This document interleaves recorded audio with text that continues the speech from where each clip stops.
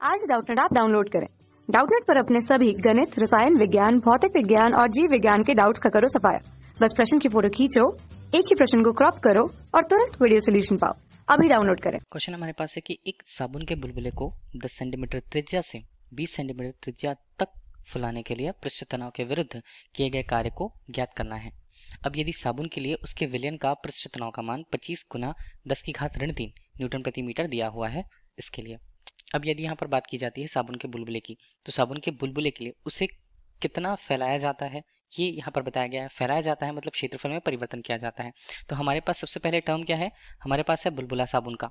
ठीक है, अब इसके लिए बताया क्या गया है, जो उसकी त्रिज्या थी, जैसे हम कैपिटल R1 लिए थे, वो कितना है 10 सेंटीमीटर। ठीक है, 10 सेंटीमीटर से इसे कितना फुलाया जाता है R2, मतलब दुगुना, लगभग 20 सेंटीमीटर फुलाया जाता है। उसकी त्रिज्या यहाँ पर दुगुनी हो जा रही है। ठीक है, तो इस तरह से पृष्ठ तनाव का मान वहां पर होगा और पृष्ठ तनाव के विरुद्ध ही हमें कार्य करना होगा उसे फैलाने के लिए। ठीक है, तो पृष्ठ तनाव का मान कैपिटल T के रूप में हमारे पास दिया हुआ है 25 गुना 10 घात पर ऋण 3। ये किस में रहता है, न्यूटन प्रति मीटर पर। ठीक है, तो हमें क्या करना है, हमें निकालना है कि इसके विरुद्ध, पृष्ठ तनाव के विरुद्ध अगर हम कार्य करें तो उस कार्य का परिमाण निकालें। तो कार्य का परिमाण क्या होता है, वो पृष्ठीय ऊर्जा के रूप में व्यक्त होता है। ठीक है, तो हमें पृष्ठीय ऊर्जा निकालनी होगी। अब पृष्ठीय ऊर्जा को हम किससे व्यक्त करें, डेल यू से। ठीक है, इसका सूत्र क्या बनेगा, सूत्र बनेगा जो पृष्ठ तनाव का मान होता है और क्षेत्रफल में जो परिवर्तन होता है। ठीक है, तो त्रिज्या में परिवर्तन हुआ तो क्षेत्रफल में भी परिवर्तन होगा। तो इसी सूत्र के सहारे हम पृष्ठीय ऊर्जा का मान निकालेंगे और पृष्ठीय ऊर्जा का जो मान होगा वो ऊर्जा के रूप में उस कार्य का ही परिमाण होगा। ठीक है, ध्यान देने वाली बात यहाँ पर यह है कि साबुन का बुलबुला है, देखिए उसके दो पृष्ठ यहाँ पर होंगे जो वायु से प्रभावित होंगे। अंदर की वायु यहाँ पर होगी, अतिरिक्त दाब होगा, तो एक अंदर का पृष्ठ हो जाता है, एक वायुमंडलीय स्थान से उससे संबंधित होगा, मतलब बाहरी पृष्ठ, ये दूसरा पृष्ठ, ये एक पृष्ठ हो जाता है और ये दो पृष्ठ हो जाता है। तो क्षेत्रफल में विस्तार दोनों तरफ से होगा। ठीक है, क्षेत्रफल में होने वाला परिवर्तन डेल ए के रूप में हम करें, ठीक है, तो क्षेत्रफल में विस्तार हम उसे कहेंगे। लिए हम लेंगे कि दोनों के लिए पृष्ठ जो है, दो पृष्ठ हैं, वो तो कॉमन हो गया। ठीक है, अब यहाँ पर जो क्षेत्रफल में विस्तार होगा तो पृष्ठीय क्षेत्रफल किसी गोलीय रूप में अगर हम देखें तो 4 पाई यहाँ पर बनता है कैपिटल R2 स्क्वायर ऋण 4 पाई कैपिटल R1 स्क्वायर के रूप में। ठीक है, ये क्षेत्रफल में विस्तार मतलब डेल ए के मान को प्रस्तुत करेगा। ठीक है, तो हम यहाँ पर देखें तो 2 और कुछ कॉमन आता है क्या, 4 पाई यहाँ पर कॉमन आ जाता है। को चूंकि सेंटीमीटर में मीटर में कन्वर्ट करें तो सीधे सीधे हम लिख देते हैं 0.2 का स्क्वायर। ठीक, यहाँ पर बनेगा 0.1 का स्क्वायर, ये हमारे पास हो गया। तो डेल ए का मान कितना बना, डेल ए का मान बना 8 पाई। ठीक है, ये हमारे पास कितना बन जाए 0.04 ऋण करें तो 0.01 यहाँ पर बनेगा।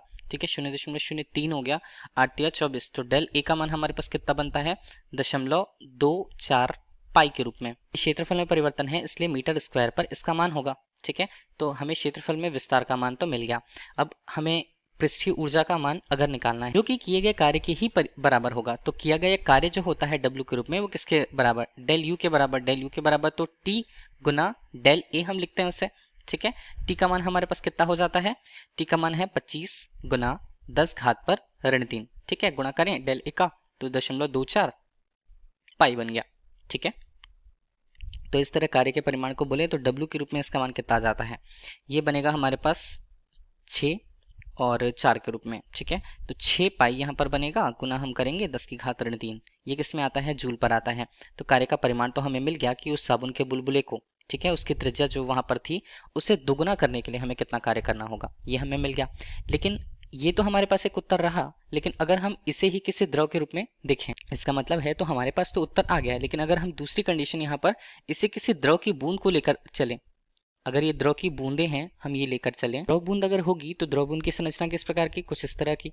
अब द्रव बूंद के अंदर तो हम जानते हैं कि इसमें जो पदार्थ है या द्रव जो होता है वो भरा हुआ होता है, तो केवल एक स्वतंत्र पृष्ठ हमें बाहरी रूप से मिलने वाला है, जैसे हमने पहला पृष्ठ ले रखा।